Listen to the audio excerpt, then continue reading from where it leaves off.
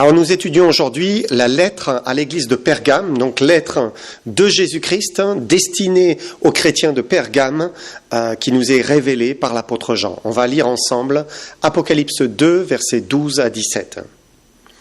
Écrit à l'ange de l'église de Pergame, voici ce que dit celui qui a l'épée aiguë à deux tranchants. Je sais où tu demeures, je sais que là est le trône de Satan. Tu retiens mon nom et tu n'as pas renié ma foi, même au jour d'Antipas, mon témoin fidèle, qui a été mis à mort chez vous, là où Satan a sa demeure. Mais j'ai quelque chose contre toi, c'est que tu as là des gens attachés à la doctrine de Balaam, qui enseignait à Balak à mettre une pierre d'achoppement devant les fils d'Israël pour qu'ils mangent des viandes sacrifiées aux idoles, et qui se livrent à la débauche. De même, toi aussi, tu as des gens attachés pareillement à la doctrine des Nicolaïtes. Repens-toi donc, sinon je viendrai à toi bientôt, et je les combattrai avec l'épée de ma bouche. Que celui qui a des oreilles entende ce que l'Esprit dit aux églises. À celui qui vaincra, je donnerai de la manne cachée, et je lui donnerai un caillou blanc, et sur ce caillou est écrit un nom nouveau, que personne ne connaît, si ce n'est celui qui le reçoit. Donc d'abord pour le contexte géographique, Pergame était une cité qui se situait un petit peu au-dessus d'Éphèse et de Smyrne. Elle était jonchée, montée sur une colline de 300 mètres de haut, au milieu d'une grande plaine. C'est la ville de naissance du parchemin. Donc on y trouve une très grande bibliothèque, on y trouvait une très grande bibliothèque. Et l'Égypte avait, elle, une grande bibliothèque aussi, donc c'était à Alexandrie. Et il craignait que celle de Pergame surpasse la leur à Alexandrie. Alors l'Égypte a finalement interdit d'exporter des papyrus vers Pergame. Alors Pergame a dû choisir un autre support pour pouvoir écrire. Et c'est là où ils ont trouvé les peaux de bêtes ou parchemins venant de Pergamena ou peau de Pergame. Pergame, c'est aussi la capitale politique de cette province d'Asie et elle était célèbre pour plusieurs temples, notamment un temple au dieu Esculape pour les Romains, mais appelé aussi Asclépios pour les Grecs. C'est le dieu de la médecine qu'on connaît bien puisqu'on voit ça devant toutes les pharmacies, donc ce serpent autour d'un bâton. Et dans ce temple dédié au dieu Esculape, les malades étaient couchés la nuit et on y élevait des serpents inoffensifs que l'on lâchait la nuit. Les serpents passaient entre les malades et étaient censés, en les touchant, les guérir. Maintenant, il n'y avait pas qu'un seul temple à Pergame, il est fait mention de 200 temples dans la ville, dont un immense dédié à Zeus. C'était là aussi, on avait fait un centre pour le culte de l'empereur. À la mort du dernier roi de la ville, celui-ci a légué la ville à Rome, et donc Rome a bâti un temple à l'empereur qui était comme un dieu incarné. L'église de Pergame représente l'église qui commence au-delà de 300 après Jésus-Christ, jusque 500-600 après Jésus-Christ. Et historiquement, eh bien, c'est le commencement de l'église catholique romaine, puisque c'est en 312 que l'empereur Constantin voit un signe dans le ciel et il était en train de perdre une bataille et là il est convaincu que la solution se trouve dans le christianisme. Il se convertit entre guillemets, à Jésus-Christ. Et alors là, il publie un édit permettant à chaque citoyen de croire en ce qu'il veut. Donc plus de répression, plus de persécution pour les chrétiens. C'est l'édit de Milan en 313. Et sûrement, c'était un soulagement pour tous ces chrétiens qui avaient vécu toute cette période difficile, cette période de temps, l'église de Smyrne, donc qui précède celle de Pergame. Et donc, c'était pour eux, semble-t-il, la bénédiction. Ça y est, on va pouvoir souffler. Mais qu'est-ce qui va se passer ? Ça va être, à partir de cette période, l'introduction du paganisme dans le christianisme. Et on entre ici dans une ère qui va plutôt être une ère de corruption du christianisme. À l'origine, le paganisme était bien séparé du christianisme. Quand quelqu'un se convertissait à Jésus-Christ, c'était forcément un abandon des idoles. Quand on lit l'épître aux Thessaloniciens, l'apôtre Paul va dire en 1 Thessaloniciens 1, 9, « Car on raconte comment vous vous êtes convertis à Dieu en abandonnant les idoles pour servir le Dieu vivant et vrai, et pour attendre des cieux son Fils qu'il a ressuscité des morts, Jésus qui nous délivre de la colère à venir. Et donc, un chrétien, il a abandonné les idoles, toutes les idoles, et il faut se souvenir de ce que Dieu a dit au sujet des idoles, des statues, des images. Il a dit dans l'Ancien Testament, ça fait partie des 10 commandements, « Tu ne te feras point d'image taillée, ni de représentation quelconque des choses qui sont en haut dans les cieux, qui sont en bas sur la terre, qui sont dans les eaux plus bas que la terre. Tu ne te prosterneras point devant elles, tu ne les serviras point, car moi l'Éternel, ton Dieu, je suis un Dieu jaloux. » Or, quand l'empereur Constantin se convertit, il va volontairement ou involontairement, je ne sais pas, introduire le paganisme dans le christianisme, puisque finalement, il va faire de l'Empire romain l'empire chrétien, ou du christianisme, la religion de l'Empire.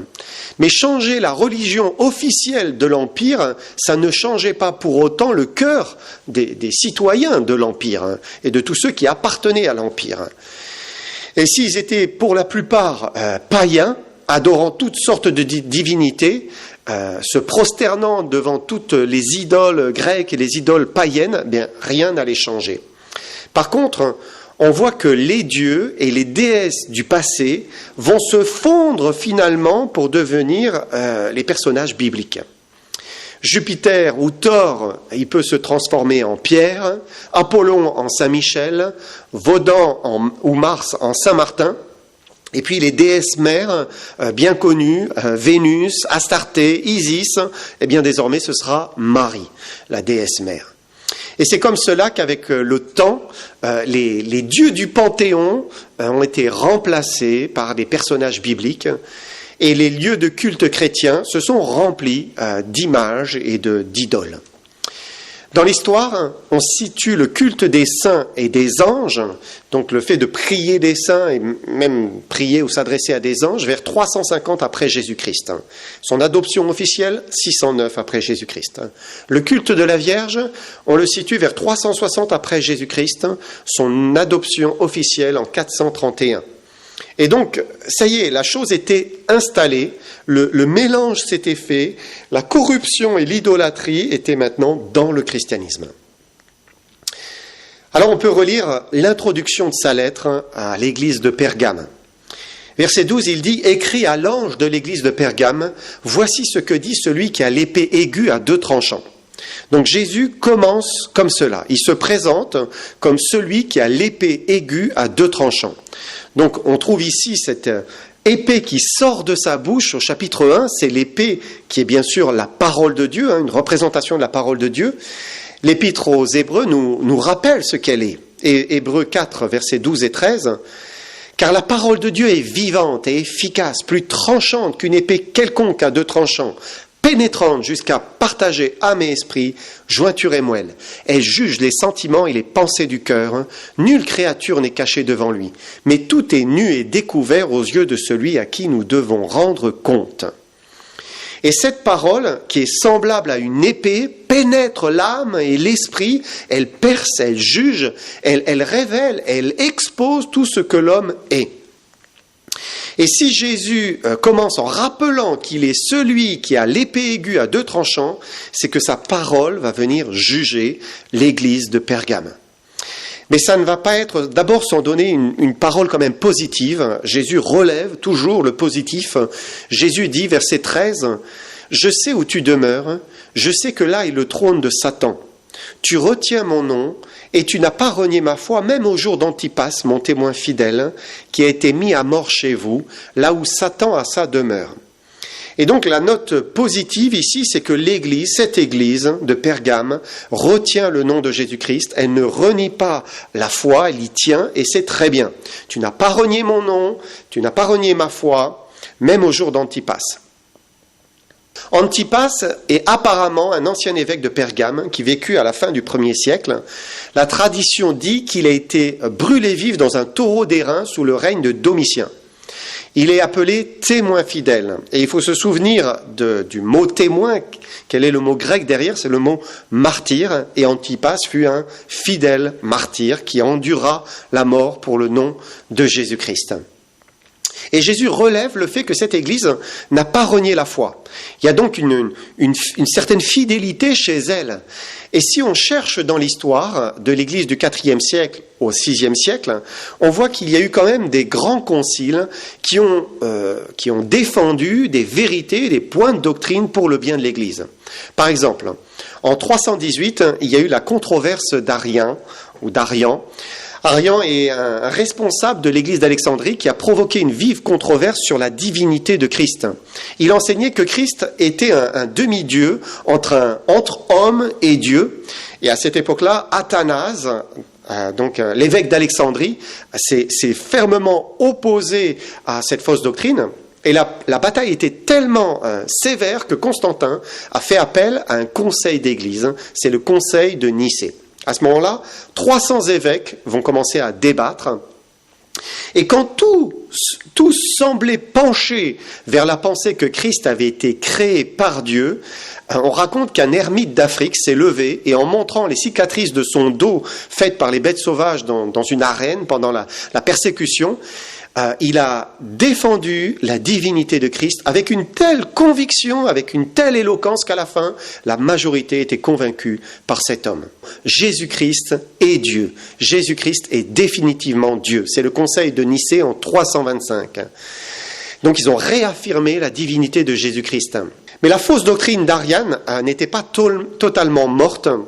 Et des années plus tard, il y avait encore des mensonges qui circulaient. Alors, lors d'un autre conseil d'église, c'est le conseil de Constantinople en 380, ce conseil a donné son aval à la déclaration du conseil de Nicée. Et donc, ils ont réaffirmé, non, Jésus-Christ est Dieu, il est définitivement Dieu. Alors, à noter entre parenthèses que les témoins de Jéhovah, n'ont fait que ressortir cette vieille controverse. Donc, à la fin du XIXe siècle, on a ressorti l'arianisme et mis en question, douté donc de la divinité de Jésus-Christ. Un autre exemple qui témoigne de la foi de cette Église, donc de quelque chose de positif qui est arrivé dans cette période, c'est avec Augustin, donc né en Afrique du Nord. C'était un des défenseurs les plus connus du IVe siècle. Et en 410, quand tous blâmaient les chrétiens pour l'invasion des barbares à Rome, Augustin a répondu dans un livre « La ville de Dieu ». Et ça a eu une forte influence sur le monde de l'époque. Et à cette époque-là, il y a un certain Pelage qui enseignait des fausses doctrines sur la nature pécheresse de l'homme et puis sur le salut. Mais c'est cet Augustin qui a défendu avec force les doctrines bibliques et il a rétabli cette vérité que oui, l'homme est bien pécheur, il a une nature pécheresse et oui, le salut est bien par la grâce. C'est par la grâce et par la foi seule. Et donc le conseil ou le concile d'Éphèse en 431 a approuvé et confirmé les convictions d'Augustin. Et c'était certainement là une manière d'être fidèle, de ne pas renier la foi, de ne pas renier le nom de Jésus-Christ que de défendre la saine doctrine. Et en cela, Pergame a bien fait. Dans l'introduction, Jésus dit « Je sais où tu demeures, je sais que là est le trône de Satan ». Et à la fin du même verset, il parle de la demeure, là où Satan a sa demeure. Donc Satan avait un trône, il avait un temple, il avait un lieu d'adoration à Pergame. Comme on l'a dit tout à l'heure, Pergame était un lieu où il y avait énormément de temples à toutes sortes de divinités, de faux dieux. Et l'un d'eux était Zeus, donc le dieu du ciel et de la foudre. Mais aussi, Zeus était le roi des dieux. Et comme la Bible dit que derrière chaque idole, se trouve un démon, on peut comprendre que Zeus, finalement, celui qui règne, qui domine sur les autres dieux, c'est une image de Satan lui-même. Et comme cette ville était une ville d'une grande débauche spirituelle, avec toutes ces divinités, toute cette adoration à des faux dieux, on comprend que Satan y avait sans aucun doute son trône. Mais il y a aussi toute la symbolique derrière cette église de Pergame. On vient de le dire, elle représente la période de l'Église à partir de 300 et donc à partir de la période de l'histoire où le pouvoir politique va se mêler au pouvoir religieux. parce que c'est précisément ce qui va se passer avec Constantin. Constantin va se faire appeler Pontifex Maximus, terme qui vient de la religion de Babylone. Donc le Pontifex Maximus, c'est celui qui bâtit les ponts, et les prêtres des différentes religions étaient les pontifes. Donc il bâtissait des ponts entre les hommes et les dieux. Mais l'empereur prend ce titre de Pontifex Maximus, c'est-à-dire de souverain pontife, celui qui domine au-dessus des pontifes et qui a un pouvoir sur les évêques. Constantin avait un pouvoir sur les évêques. Et on voit que ce n'était pas simplement un mariage de l'idolâtrie et du christianisme, mais c'était aussi un mariage de l'État de Rome, la Rome antique et de l'Église. Et Constantin fait un trait d'union entre le paganisme de Babylone et le christianisme qui venait de traverser les 3 siècles. C'est ce qu'on va appeler le césaropapisme, donc ce César dominant sur l'État et dominant sur l'Église. Et finalement, ce César, Pontifex Maximus, c'était le véritable pape. Et ce n'est que plus tard qu'un certain Gélas Ier, à la fin du 5e siècle, va s'opposer à l'empereur Anastase Ier sur un point de doctrine. Et là, l'Empire romain étant affaibli par les divisions internes, l'Église catholique de Rome va s'affranchir du pouvoir de l'empereur. Et c'est intéressant de voir qu'un petit peu plus tard, au 7e siècle, c'est le pape Théodore qui va reprendre à son compte le titre de souverain pontife. Maintenant, revenons à Pergame. Pergame qui est l'image de l'Église de Rome de 300 à 500 après Jésus-Christ. Jésus a des reproches à lui faire. Et verset 14, il dit « Mais j'ai quelque chose contre toi, c'est que tu as là des gens attachés à la doctrine de Balaam, qui enseignait à Balak à mettre une pierre d'achoppement devant les fils d'Israël pour qu'ils mangent des viandes sacrifiées aux idoles et qui se livrent à la débauche. De même, toi aussi tu as des gens attachés pareillement à la doctrine des Nicolaïtes. » Donc la doctrine de Balaam, c'est l'immoralité, la mondanité, la débauche spirituelle. Et on avait vu cela dans une précédente étude. Balaam a donné un conseil, le conseil d'inviter les Israélites à des fêtes païennes avec les femmes de Moab. Et c'est comme cela qu'il a réussi à corrompre Israël par l'idolâtrie et la débauche spirituelle. Et donc, notre texte nous dit que les Israélites se mirent à faire comme les païens de l'époque. Donc ils mangèrent des viandes sacrifiées aux idoles que ces femmes de Moab leur offrirent. Et en cela, ils se livrèrent à une débauche spirituelle. Ils flirtaient avec les démons en quelque sorte. Alors, il faut quand même préciser qu'un petit peu plus tard, l'apôtre Paul dit que pour les chrétiens, il n'y a qu'un seul Dieu, et que si le chrétien a bien conscience que Dieu est le vrai Dieu, qu'il n'y a pas d'autre Dieu, et que derrière ces divinités, il n'y a aucun pouvoir, le chrétien à ce moment-là peut manger des viandes sacrifiées aux idoles. Paul dit qu'ils peuvent manger tout ce qui se vend au marché. Mais pour les Israélites, à l'époque de Balaam, ce n'était pas possible. Ils ne devaient pas manger de ces viandes sacrifiées aux idoles. Ils n'étaient pas encore libérés par Jésus-Christ de toutes ces choses. Et ici, à Pergame, Jésus leur reproche de venir corrompre de la même manière les enfants de Dieu. Comment ? En introduisant finalement, non pas ce problème des viandes sacrifiées aux idoles, mais en introduisant du paganisme, de l'idolâtrie, de la débauche spirituelle. L'église de Pergame, c'est l'église qui laisse entrer la corruption et qui laisse contaminer ses enfants par la corruption spirituelle, par l'idolâtrie. Et c'est exactement ce qui s'est passé au IVe siècle. L'église va sombrer dans une sorte d'adultère spirituel en adressant des prières à des idoles, à des statues. Et la Bible dit que derrière ces idoles, se cachent des démons. Et si le problème de l'église d'Éphèse, c'était un manque d'amour, le problème de l'église de Pergame, c'était le laxisme. Ils étaient bien trop larges, bien trop tolérants envers les Balaamites, alors qu'ils avaient besoin d'exercer une discipline sur eux, se séparer d'eux, repousser toutes les personnes qui cherchaient à introduire des idoles. Mais non, le Seigneur dit, tu as là des gens attachés à la doctrine de Balaam. Et donc, ce n'était pas juste une séduction qui venait de l'extérieur, mais de l'intérieur, l'Église a commencé à tolérer et à accepter toute cette idolâtrie, et elle s'est corrompue de l'intérieur. Alors Jésus dit, verset 16, « Repens-toi donc, sinon je viendrai à toi bientôt et je les combattrai avec l'épée qui sort de ma bouche. » Et là, on a finalement une référence de la réforme protestante, où Christ est venu combattre lui-même cette église romaine corrompue. Et comment il l'a combattu? Par le biais de sa parole toute puissante. On se souvient que la réforme, c'est le début de l'imprimerie avec Gutenberg, et la Bible s'est répandue partout, et rien n'a pu empêcher cette connaissance des Écritures pour venir libérer les hommes de ce joug de l'Église catholique romaine. Et il n'y a qu'une chose qui peut combattre l'erreur, le mensonge, la malhonnêteté, c'est la parole de Dieu. Verset 17, « Que celui qui a des oreilles entende ce que l'Esprit dit aux églises.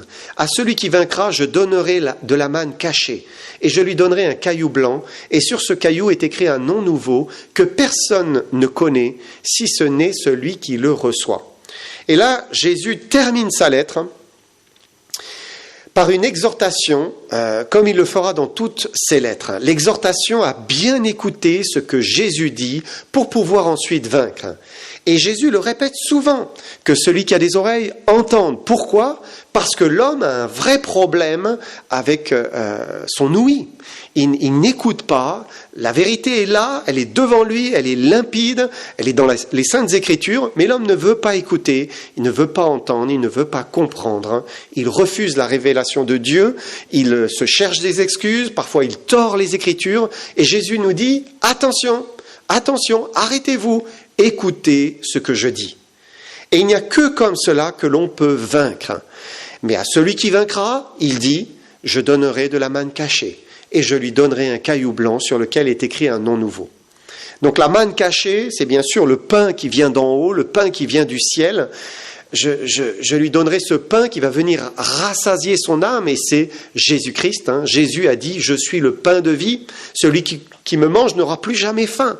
Et quand on mange Jésus-Christ, quand on croit en lui, à ce moment-là, on est rassasié dans son âme. Et donc celui qui vaincra, je lui donnerai Jésus-Christ, la manne cachée. Et puis Christ promet aussi un caillou blanc. À l'époque, recevoir un caillou blanc, ça pouvait signifier plusieurs choses. Par exemple, on donnait un caillou blanc comme une pierre d'acquittement au tribunal. Alors bien sûr, ça nous renvoie tout de suite au fait que Christ est celui qui nous acquitte. Si on croit en lui, si on place sa confiance en lui, alors il nous acquitte pour l'éternité. Le caillou blanc, à l'époque, ça pouvait être aussi le droit d'entrée pour un festin. Et là, ça nous renvoie aussi à cette image du festin des noces de l'agneau. Et bien sûr, en cela, nous recevrons le caillou blanc et nous aurons le droit de faire partie des noces de l'agneau. Ça pouvait être aussi un caillou blanc, un diplôme d'un jeu athlétique sur lequel on gravait le nom du vainqueur. Et bien sûr, c'est celui qui vainc, il aura ce caillou blanc, il sera un vainqueur. Mais ici, Jésus promet qu'un nom nouveau sera écrit dessus.